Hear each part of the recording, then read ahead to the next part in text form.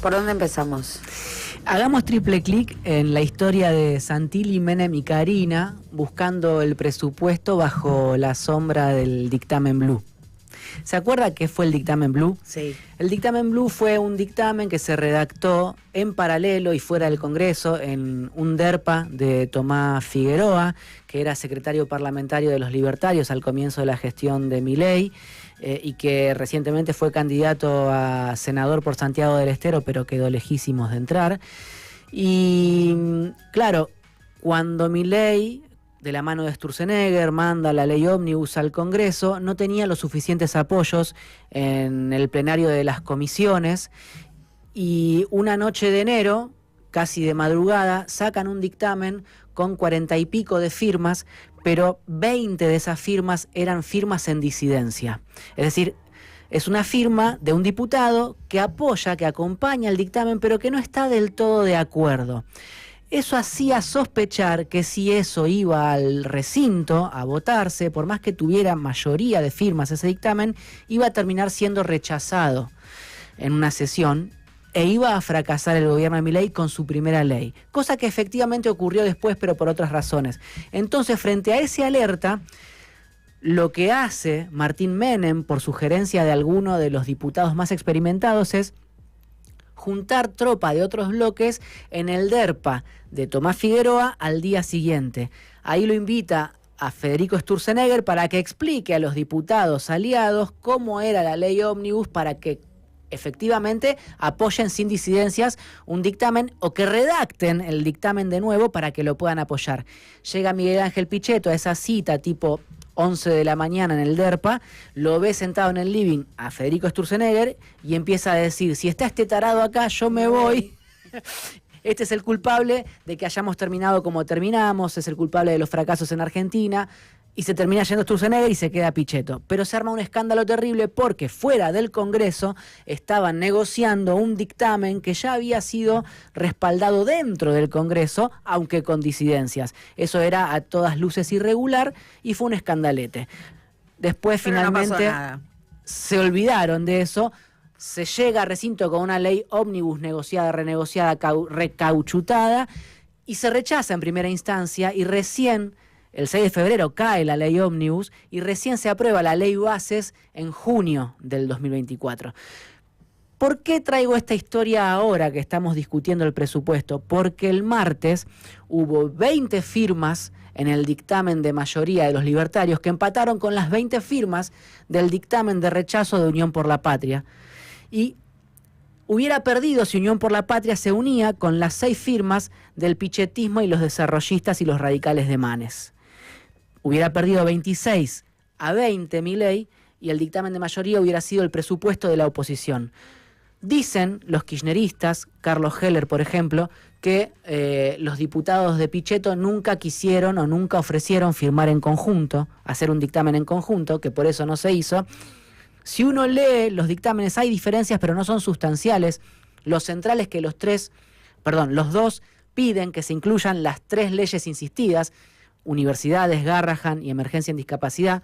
Y finalmente prevalece, pese a que empata 20-20 el dictamen de Milei con el dictamen de UP, porque el voto de Berti Venegas Lynch vale doble porque es el presidente de la Comisión de Presupuesto. Ahora, ¿cómo llegaron a empatar? ¿Y por qué me acuerdo del dictamen Blue? Porque de los 6 macristas que firman el dictamen, uno es Santilli y lo firma sin objeciones. El otro es Luciano Laspina y lo firma sin objeciones. Pero los otros 4 firmaron en disidencia. Hago un paréntesis que lo nombró a Santilli para contar esto, que me enteré ayer, me pareció escandalete, digo, pero como todo el tiempo suceden cosas gravísimas. Cuente. Santilli no jura como ministro del Interior porque el gobierno necesita garantizarse su voto como diputado. O sea, que hasta que no termine el periodo legislativo y el 10 de diciembre, está vacante el Ministerio del Interior.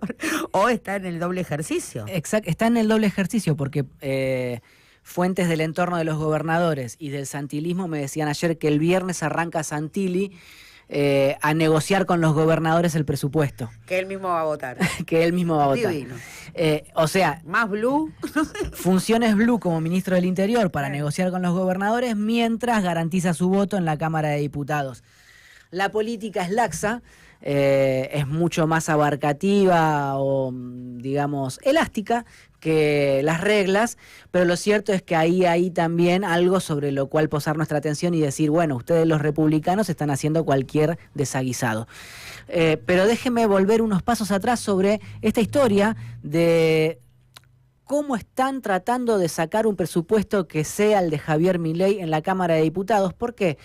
Porque hubo el lunes por la tarde en el despacho de Martín Menem una reunión donde asistieron por el macrismo Dayana Fernández Molero, que es una de las macristas entendidas en materia económica y por eso la manda Cristian Ritondo a esa reunión. Ritondo no fue.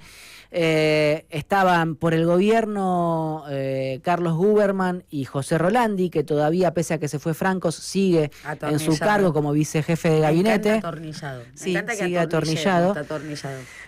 Tampoco renunció Francos, esto lo voy a decir, como director clase A de las acciones de YPF todavía. Y está pidiendo que lo mantengan. Él estaba de honores mientras ocupaba un cargo en el gabinete. Mientras dejó su cargo en el gabinete puede permanecer, incluso pedir cobrar los 70 millones de pesos que se paga por esa condición. Sí, el gobierno igual, dicen, no estaría con ganas de dejarlo ahí, aunque le ofrecerían tal vez una salida decorosa. Sí. Pero es lo que dicen y no se sabe, hay que esperar, dicen, sí. Claro. Ahora, ¿quiénes más estaban en esa reunión? Bueno, estaban los radicales con peluca, estaban los libertarios, representados por Menem, Bornoroni y compañía, pero no estaban los desarrollistas, no estaban otros posibles aliados de Milei, y entonces Santilli es instruido por Karina para mandar a bajar diputados de la Comisión de Presupuesto, porque no tenían el número. O sea, no sabían siquiera si iban a poder empatar a Unión por la Patria. Claro, entonces sacando diputados hacía más factible llegar a la cantidad. En la puerta de la sala C del anexo de la Cámara de Diputados estaba parado Santilli como un patobica el martes al mediodía pidiéndoles a esos bloques aliados, che, bajame uno, che, bajame dos, porque no sabía si llegaban a contar con las firmas suficientes para que el dictamen prosperase. Finalmente no se baja nadie, solamente falta Carvajal, que se quedó en su Formosa natal, y logran ese empate y victoria pírrica por la firma doble de Berti Venegas Lynch. En los medios eso se vende como un triunfo. Para que sea triunfo hay que ver qué pasa a partir de ahora, mientras Santilli negocia como ministro del Interior no asumido con los gobernadores. ¿Y qué es lo que puede pasar? Ayer en la reunión de bloque de Unión por la Patria hubo algún diputado que dijo, que deslizó, que la intención es convocar a una sesión para el 12 o para el 19 de noviembre y darle media sanción al presupuesto de la oposición, no al de Javier Milei, por supuesto. Primero, hay que ver cómo reaccionan los gobernadores frente a la negociación que entable Santilli. Claro, a ver, pero llegan los dos dictámenes. Vamos a poner escenario 1. Se trata primero el de los libertarios. Claro, escenario 1, entre 19 y 20 hay sesión, 19 y 20 de noviembre hay sesión.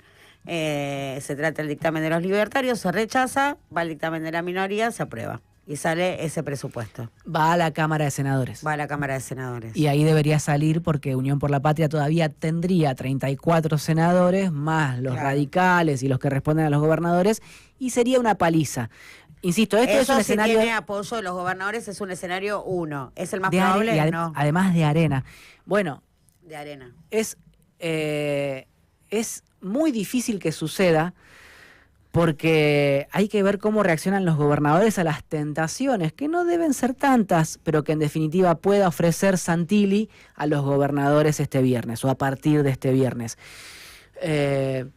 Entonces, lo peor de todo esto es que el dictamen que se firmó el martes pasado probablemente no exista cuando se inicien las sesiones extraordinarias y se vote efectivamente un presupuesto. A ver, entonces otro escenario. Escenario 2, este dictamen muere porque este dictamen tiene una vida útil. Este dictamen vence. Vence el 9 de diciembre. O sea, hasta antes del recambio si no parlamentario. se trata antes del 9 de diciembre, hay que hacer otro dictamen. Exactamente, se Y si cae. hay que hacer otro dictamen, se puede hacer otro presupuesto. Exactamente. O sea que lo que están discutiendo, o lo que ¿Nadie se discutieron queja de hasta haber acá, laburado tanto al pedo? Pero nadie dice, che, no nos hagan laburar directamente. No, la idea, por supuesto, de la oposición es tratarlo antes del 10 de diciembre con esto que está usted por eso trayendo. yo dejo abierto un cachito nomás, el portoncito, por las dudas que pase, frente a este escándalo, el proyecto opositor. Por supuesto que sería beneficioso para los actores que lucharon este tiempo por una recomposición de recursos en sus áreas de intervención o en sus lugares de laburo, pero es difícil que ocurra. Es un escándalo realmente que se haya dictaminado algo que después va a cambiarse de cabo a rabo, porque se supone que si se abre el presupuesto ya no va a ser este dictamen y se va a incluir cualquier demanda de cualquier gobernador a partir de diciembre. Ahora bien, siempre y cuando pueda sostener, supongo yo, esa meta fiscal que tanto defiende el gobierno. Claro, ellos hablan de un déficit cero que los opositores dicen que no se compromete ni siquiera incorporando estas 3 leyes. Está claro, después hay que discutir, ¿no? El déficit cero. Yo le diría a Pablo Ipiarri que está muy contra las cuerdas el gobierno nacional, viene con una recaudación cayendo fuertemente, es cierto que la base de comparación respecto al año pasado es alta porque regía el impuesto país y etcétera, y también tenemos esta baja temporal de las retenciones que también le juega, pero muy ahí, muy agarrado con pinzas, si se quiere, el equilibrio, bueno, justamente por esto, digo, y además la baja progresiva de bienes personales, todo lo que les zafa el RIGI, digo, está muy comprometido en términos de cuánta guita junta. Y en ese sentido, usted viene contando bien la otra parte, que es la dimensión económica de la discusión política sobre lo que está pasando con el gobierno.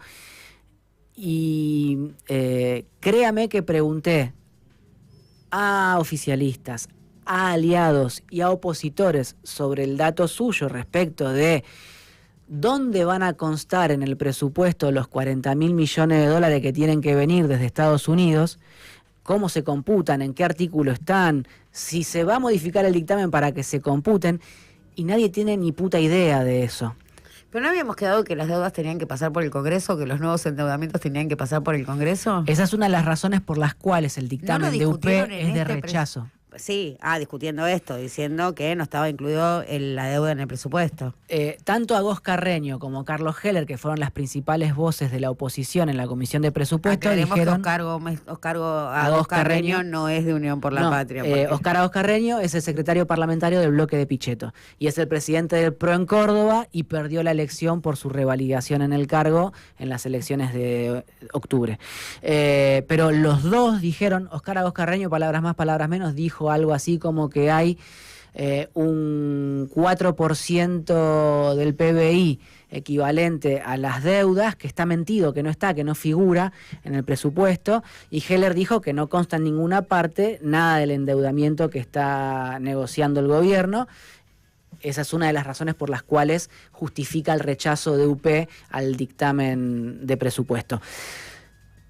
Pero si se exige desde afuera que eso conste en alguna parte para que sea refrendado por la oposición y entonces tengan garantía de que en algún momento el Estado argentino va a dar cumplimiento a las deudas contraídas, va a tener que incorporarse al presupuesto, razón por la cual se supone lo que se dictaminó no sirve, no existe, no va a existir. Es todo un gran problema, es todo un gran como si. Algunos alegan que haciendo un exceso interpretativo, un exceso de ejercicio interpretativo, que Menem consiguió esos votos para trabar, esas firmas, para trabar el tratamiento del proyecto de presupuesto opositor, en todo caso, sin importar que este dictamen después no exista más. Es una especulación, en ningún momento lo dice públicamente Menem. Lo cierto es que la oposición todavía tiene una ventana de tiempo de 15, 20 días para tratar con la actual composición este presupuesto, rechazando el oficialista y poniendo en consideración o el de Agos Carreño o el de Carlos Heller. Hay que ver qué es lo que pasa de acá en adelante. Y me quedo con un dato más que tiene que ver con lo que ya anunciamos en la apertura, que es que mientras esto sucede, Por supuesto que hay conversaciones entre la Cámara de Diputados y la Cámara de Senadores en lo que hace al bloque de Unión por la Patria. Por ejemplo, antes de ayer, Mayans lo llamó por teléfono a Heller para saber cómo venía el trámite parlamentario del presupuesto. Heller le dijo, mirá, está muy difícil, es difícil que logremos sancionar el presupuesto nuestro, pero lo vamos a intentar.